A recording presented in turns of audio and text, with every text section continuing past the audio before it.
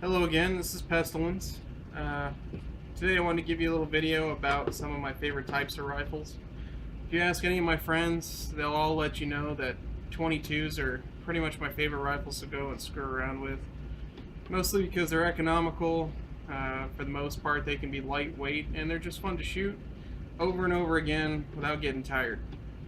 So this one here is mine. I built this using a Chiappa upper and an ATI Omni polymer lower. And then this here's my dad's. He also used the Chiappa upper and a New Frontier Armory lower. First thing I'm going to do is go ahead and safety check these. Nothing in the magazine, nothing in the chamber, nothing in the magazine, nothing in the chamber. Alright. Always safety check firearms before you mess with them. Alright, so with this, a lot of people have said that the Chiappa uppers suck and la-di-da-di-da, they don't work. And to be honest, when I first bought it, it had quite a few malfunctions, and I've had to do some stuff to it, which I don't mind too much. I love tinkering with stuff. So the first thing I did was I polished up the feed ramps in the barrel itself, in the chamber. And I just did that with a Dremel and some buffing compound. Pretty easy to do. Sorry, I'm trying to take this down here. There we go.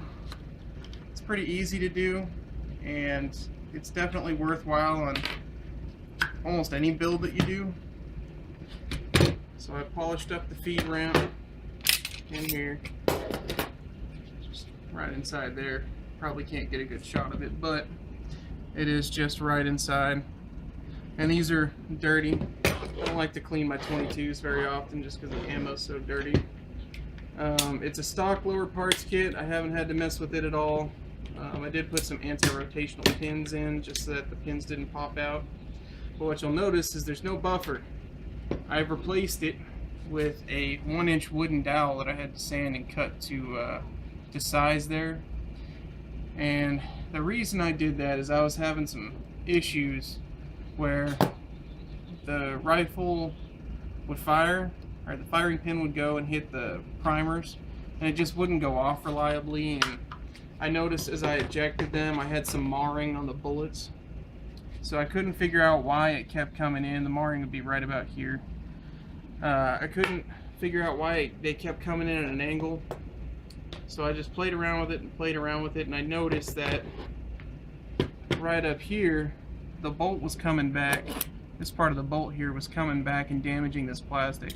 So that meant the bolt inside, the whole carrier, was moving instead of just the bolt face itself. So you need something here to keep it from moving.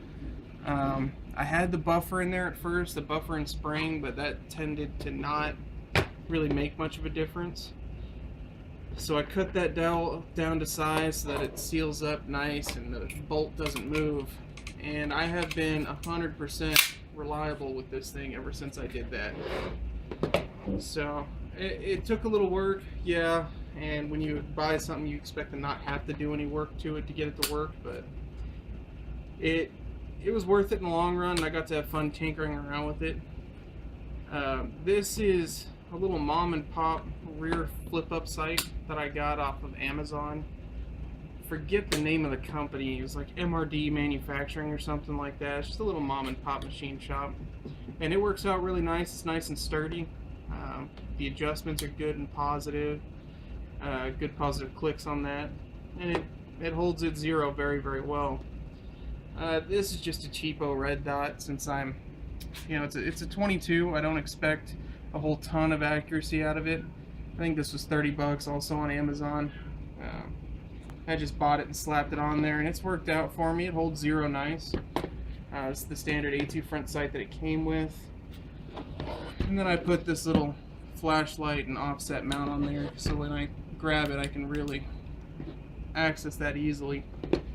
On here we've got a Magpul MBUS flip up sight. I love these sights. I've got these on my primary AR-15. Both of these are rocking the same, the stock military style stocks. And on here we have an MOE grip instead of the A2 that I've got over here, and also this vertical grip. My stepmom uses this rifle primarily, so she likes having that grip on there. It's a little better for her wrist. But other than that, they shoot great. They're reliable. Now that I did those little tweaks, and I don't know, the tweaks probably cost me like $3-4.